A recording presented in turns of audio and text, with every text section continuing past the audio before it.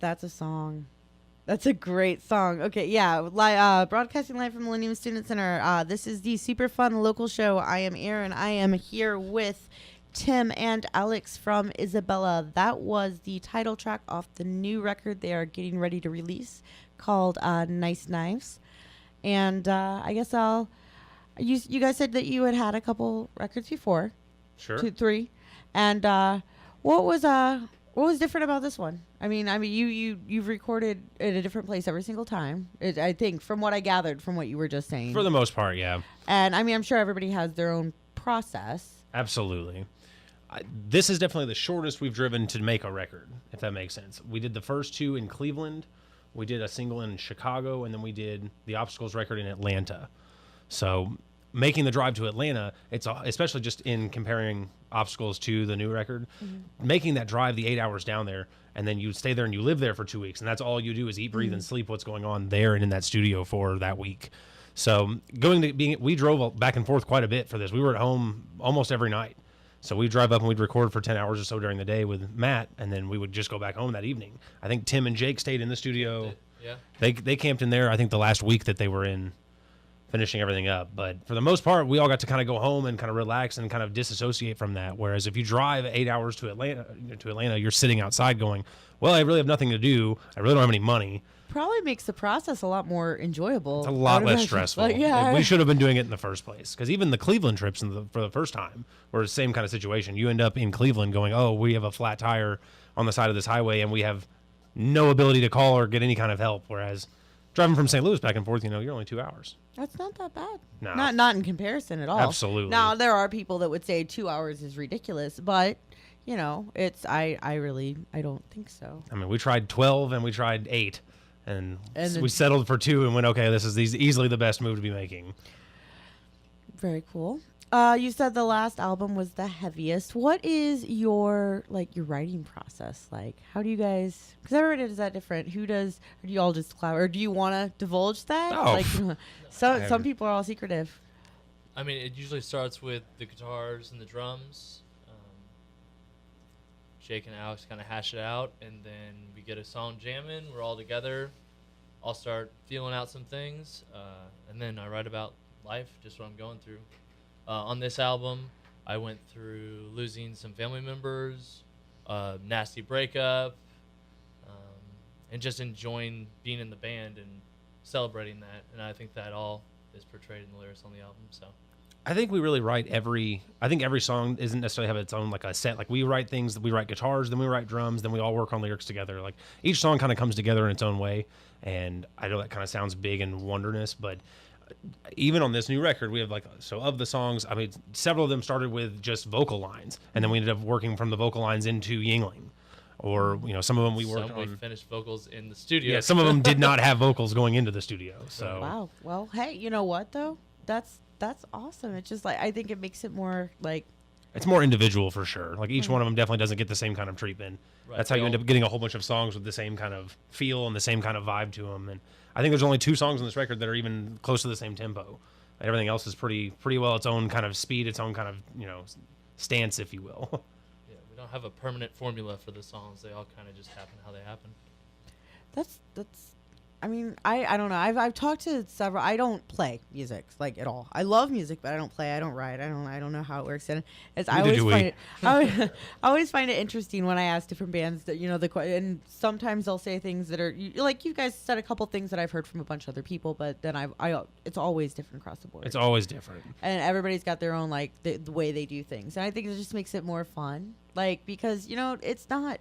It's an art. It's not it's not a science. It's an art. It's a And that kind of goes back into the traveling. Like when you go to Atlanta and you're sitting in Atlanta and you go, okay, I have 2 weeks to put everything that's going to go into this, and that's all we've got. And then you're going to come home and that's it. Whereas you go up to St. Louis, we can go back home, we get all of our stuff together and go, oh, you drive the 2-hour drive. Whereas there, you are only sitting in that studio listening to those same 8-9 tracks that you have going and go, oh, this is what works, this doesn't work. It definitely helps the process in being able to expand and create all that.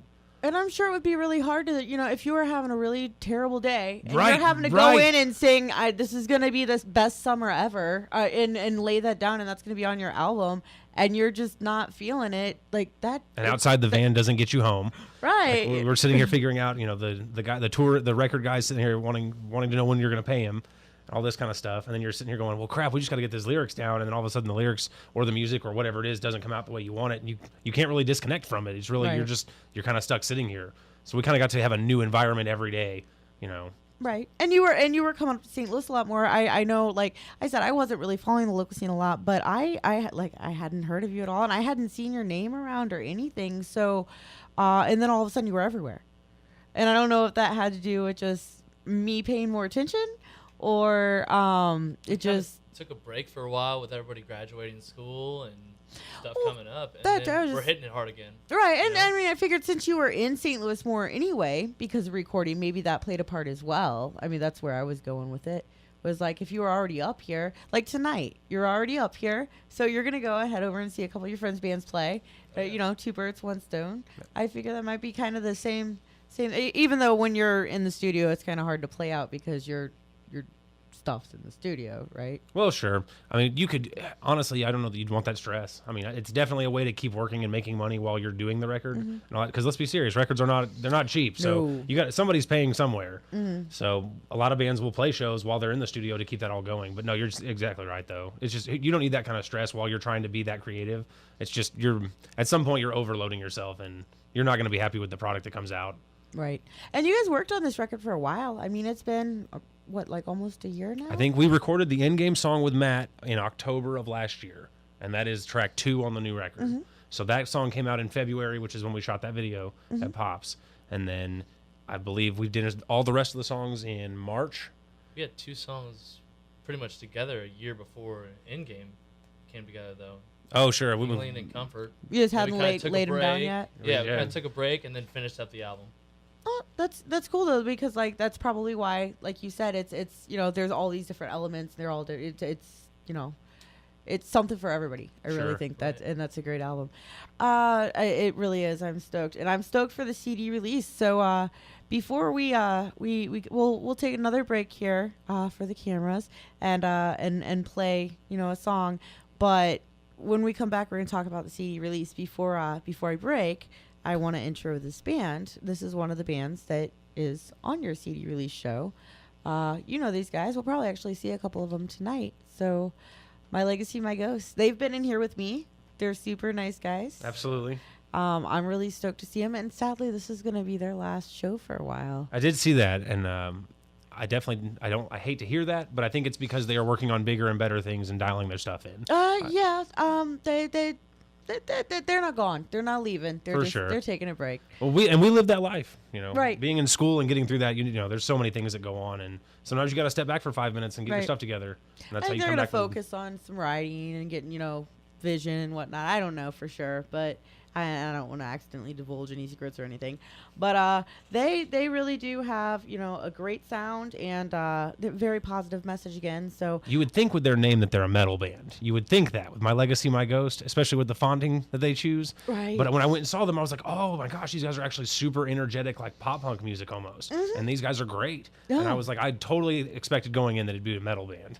No, they're not at all. And I kind of thought so too. And actually their vocalist, Fox, is a drummer. Sure. And played in a metal band before this, I think. So I'm sure they pull from that. I'm sure. You all pull from everything. But Ugh. anyway, without further ado, this is one of my favorite tracks by them. And thank you, Nate, for clarifying which one you wanted me to play. But yeah, this is Cherry Blossoms. And we will be back in a minute.